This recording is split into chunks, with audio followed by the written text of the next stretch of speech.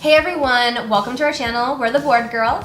Today's video will be a rules walkthrough for the game Neon Gods. We'll demonstrate the setup and how the mechanics work as well. We really enjoyed the artwork of this game as well as a great theme. The whole objective is to build a gang in the neon lit streets of futuristic 2009. Alright, let's get started. Yeah. The objective of Neon Gods is to rule the street by gaining the most blurb by the end of the game, shown with stars here. Neon Gods is played over the course of 9 turns, starting with 3 night phases, then 1 daylight phase, and continuing on as such up to 9. Daylight phase is the settling up phase to gain all of your blurb that you so diligently arranged during the night phases. The player mats seen here have an easy to follow turn order guide to lead you through each of the night phase turns. On your player board, you'll see the name and logo of your gang, such as the Huff Monkeys. You will also see the turn order summary that we just mentioned. On the bottom, there are card slots where you will track all of your activity during your turn using gang member cards. You begin the game with your own deck of gang member cards, which correspond to your gang color.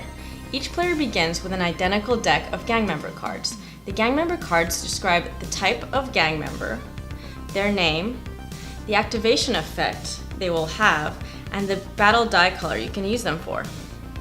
So here is our 4-player Life in the Streets setup.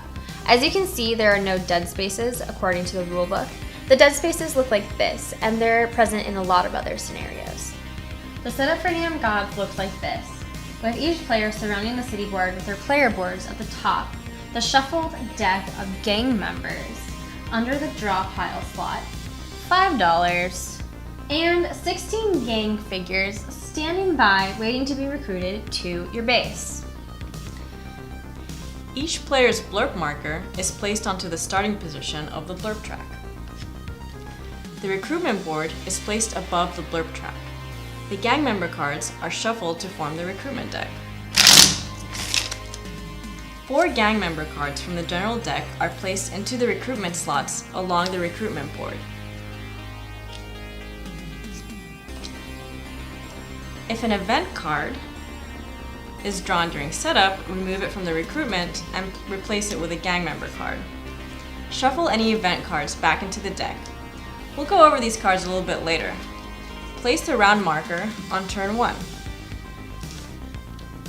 Gather a supply of money, owls, and Andy tokens, number side down next to your city board with your battle dice. Now you can determine the first player, which is me, and choose a setup scenario from the Life in the Streets, Close Quarters, Tunnel Assault, No Place to Hide, or Raid section of the rulebook. Today we have chosen the 4-player Life in the Streets scenario for our tutorial.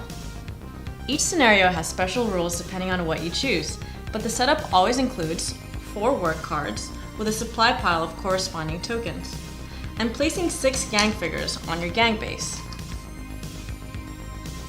Here are the player bases, which correspond by color to your player mat. Each base is unique and has its own vibe that represents that of your gang. Dead zones are placed onto the city board dictated by your scenario setup. These are dead spaces that you can move into, but you cannot build structures here and do not gain blurb when you control dead zones. We start out with skyscrapers in the city. Skyscrapers have numbers on them that determine the blurb awarded when you control the skyscraper during daylight phase. Place the proper skyscraper tokens onto your setup. In the rulebook, 1 blurb is highlighted as pink, 2 blurb is highlighted as blue, and 3 blurb is highlighted as yellow. There are also Andes roaming the city streets. These are enemies which no player can control. Randomly place them face down according to your scenario setup. Andes are flipped and revealed when a player moves onto the space. Once on an Andy space, it becomes contested and a battle ensues later in your turn during the battle step. Sometimes there are tunnels in the city, making them adjacent to one another. Moving from one tunnel to the other is 1 space. Here are the products and owls. Products are sometimes in the setup scenario, but commonly products arrive on a board when a player creates a product in a space they control by activating gang member cards. Owl tokens reduce a defender's battle value by 2 and are removed once a battle is resolved. Owls are a bad omen. The tokens that go with the work cards are called structures. There are factories, watchtowers, and monuments. Structures can be placed into a space that you control when you activate your gang member cards and use their abilities to build. As a reminder, structures cannot be built in dead zones. Lastly, there are 3 different neon-colored dice. Blue dice are standard battle dice. Pink dice have a higher value of hits per side, but are more rare, and green dice can contribute to battle values and steal money from your opponent. Each gang member has a specific battle die that they contribute to a battle. In Neon Gods, the first player is chosen however you want and is given the first player token. With the board girls, the first player is always the person who's had the most to drink before starting the game, which is usually me. Yeah. Let's go ahead and get started. Each player starts by drawing 2 gang member cards from their draw pile, and these will form your hand. These cards are kept secret, but obviously for the video we'll be showing you what they are. The first part of your turn is to draw 1 card from your draw pile. If your draw pile were to be empty at this step, you would shuffle your discard pile to make a new draw pile. Next, you can either draw another card from your draw pile or recruit a new gang member. To recruit a new gang member, you must pay the price listed above the gang member card on the recruitment board. Once you recruit a new gang member, you add 1 gang figure to your base and place the gang member card in your hand. The recruitment board always stays full, so move cards to the left until the empty spot is the $5 recruit. Draw a new card from the recruitment deck and flip it face up to meet your newly available recruit. If an event card is available on the recruitment board, a player can purchase this event during their recruitment action and immediately carry out the effects on the cards. The event card would then get shuffled back into the recruitment deck. No gang figure is added to your base if you cause an event to occur. Now is the card activation step of your turn. You can play a card to activate its effects or draw one from your draw pile. You could do this up to 3 times. If you choose to activate cards, you must resolve them in the order that you activate them, such that you activate the first card and its effects, activate the second card and its effects, and activate the third card and its effects. Don't worry, we'll go over all of the specifics of all of the effects in just a minute. Let's say you started this step with only 2 cards in your hand. Here, you could choose to draw 1 card from your draw pile, then activate up to 2 cards and their effects. You could also simply draw 3 cards from your draw pile to have the variety available to you for the next turn, or have options available for battle dice if you need it. Do remember that you must discard down to 5 cards by the end of your turn, which happens after the battle round. Let's go through what each effect can do when activated. Each card effect has a numerical value with the effect symbol. This represents the quantity of each effect. This can range from 1 to 4 on the gang member cards. There are 6 card effects that you can use during your activation step. Move. You can move this amount of figures up to 3 spaces each. Gain money. You gain this amount of money from the supply. Draw cards. You draw this many cards from the top of your draw pile. Recover cards. You can recover this many cards of your choice from your discard pile. These 2 effects can help you bulk up your hand with a variety of effects and/or battle dice to choose from going forward. Sell product. You can sell this many products from spaces you control. The value of the product is equal to the number of city spaces it is away from your base. You must calculate it using the shortest path, and tunnels do not count as adjacents for the sake of selling price calculation. So if I could sell 2 products, I could sell these for 2 each since they are 2 spaces away from my base. This would yield 4 coins. And work. You can activate the effect of 1 or more work cards up to this many times. So with a work effect of 2, I could create product and also build a structure if I have the money to spend. If you create product twice, you could place 4 products on your factory space. The work cards have corresponding values for the amount of work it takes to create product or build a structure. You can only create product on a space that you control that has a factory. A factory is built by using 1 work effect and spending 3 coins to build a factory on a space you control. At the end of the game, during final daylight, factories give blurb for each one you control. For monuments, you can use 1 work effect and spend 3 coins to build a monument on a space you control that has a skyscraper. Monuments you control give 2 blurb during each daylight phase.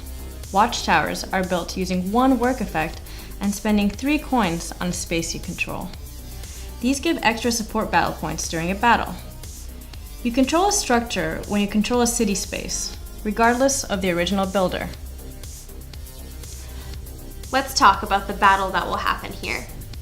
Anytime that you move into a space that contains an enemy piece, whether it be a gang figure or an Andy, you must stop and battle at that space during your battle turn. When you battle, the attacker and the defender choose up to 3 cards to play that decide the quantity and color of dice that you can roll in battle, and you place them in your battle card slot face down. If you do not have 3 cards in your hand to play, you can choose to draw from the top of your draw pile to reach 3 battle cards. This applies to the attacker and the defender. Each player then reveals their chosen cards and rolls the dice shown on their cards. Here we have 2 pink dice and 1 green die. The battle is resolved by counting battle points shown on the dice that you roll and the support that you have for that battle space. Support battle points are calculated by adding 1 point for each gang figure on or adjacent to the battle space, and whether there is a watchtower on or adjacent to the battle space that you control. A watchtower adjacent to a battle space adds 1 battle point to your battle count. If you are the defender in a battle space with a watchtower, this watchtower provides 3 battle points to your count. This calculation of battle points is the same for the attacker and defender. In this case, green has 7 support battle points while pink has 3. Since green rolled 7 battle points, this is a total of 14. Let's just say that pink didn't roll a 14 and green wins the battle. If an owl had been present, this counts as -2 battle points to the defender in this battle space. Once the battle is resolved, you can remove all the owl tokens. The winner gains 1 blurb, and if there were any money dice that revealed a money value, take that amount from your opponent. If your opponent does not have any money when you roll a successful money roll, you do not gain any additional money from them. The defeated gang figures are then removed to their base. After you have played your gang members during the activation step and battle step, discard them into your discard pile. Remember that you can only have 5 cards maximum in your hand, so discard accordingly at this point too. And that concludes your turn. Play continues clockwise and each player takes a turn.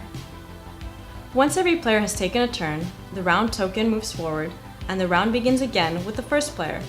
After 3 night phases have been completed, daylight phase occurs.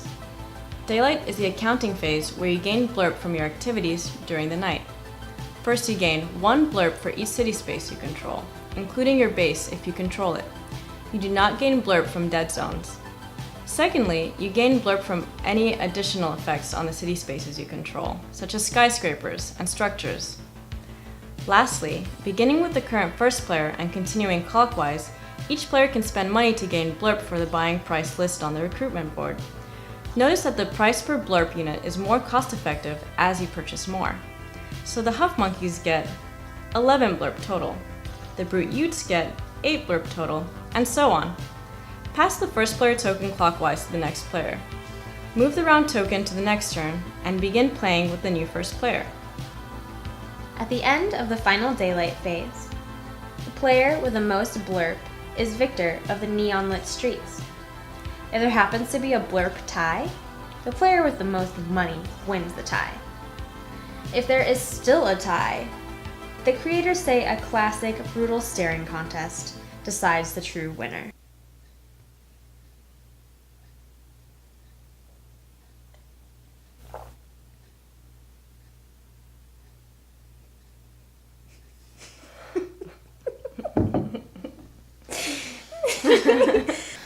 Okay, that's how you play Neon Gods. Thanks for joining us, everyone. We did really enjoy the theme of this game, and the mechanics aren't too complicated, and so you can pick it up pretty quickly. Yeah. One thing I found a little bit frustrating about this game is that since there are only 9 turns and only 3 daylight phases, if you have 4 players, not everyone has a chance to be the first player. But maybe that's advantageous because being the last player before daylight phase can be pretty good too. I'm not totally sure. I think so.